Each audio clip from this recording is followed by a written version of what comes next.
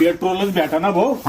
मला तर असं वाटतं आता सायकल, बैलगाडी, घोडे याचाच जमाना येतो. हे 4 व्हीलर आणि 2 व्हीलरचा जमाना जातो.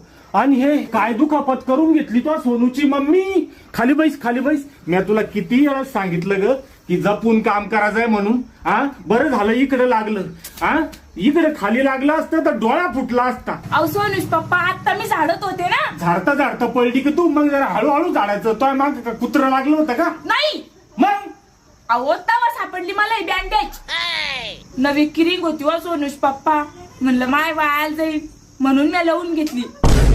छान लावली सोनूश पप्पा. अहो आरसा नव्हता म्हणून जशी खाली लागली. हे बघ. चल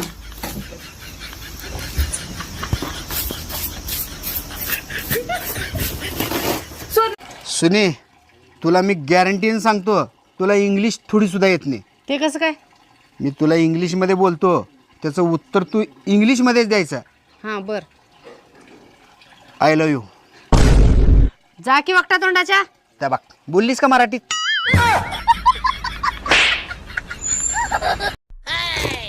सोनूश पप्पा हा बोल.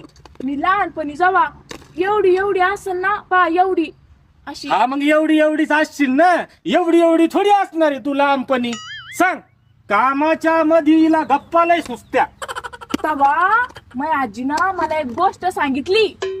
हा म्हणली तुला सांगते पण कोणाला सांगू नको. काय गोष्ट सांगितली तुझ्या आजीनं? आजी सांगतच सांगितलं सोनूश पप्पा. माझ्या आजीच्या आजकाल किती वाईट वाटत तुम्हाला सांगितलं मी आता. मग तुला विचारलं कोणा होतं?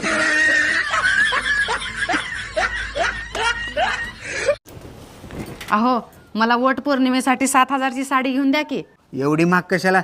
वडाला 7 फेरे मारायचे. नको नको, तू 1,000 रुपयाची एकच साडी घे आणि एकच फेरी मार. मी 7 जन्म भांडे घासत बसू का?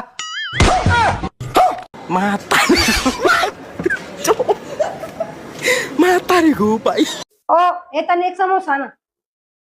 अरे समोसा नको खाऊ तू. समोसा तू जाड होशील. एक काम करा मग 1 किलो काजू 1 किलो बदाम आणा. अरे मी समोसा चटणी पण टाकून आणतो. मिरच्या पण आणतो बरोबर.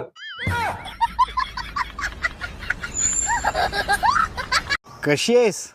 तुझी आठवण येत होती म्हणून तुला कॉल केला ग. एवढंच प्रेम उतू चाललं होतं मग सकाळी भांडणं कशाला केलो? आईला फोन घरी लागला वाटतं. काय म्हणलो? काय नाही ग, ते पनीर आणणार होतो त्याच्याकरता फोन केलो. ठेवू का?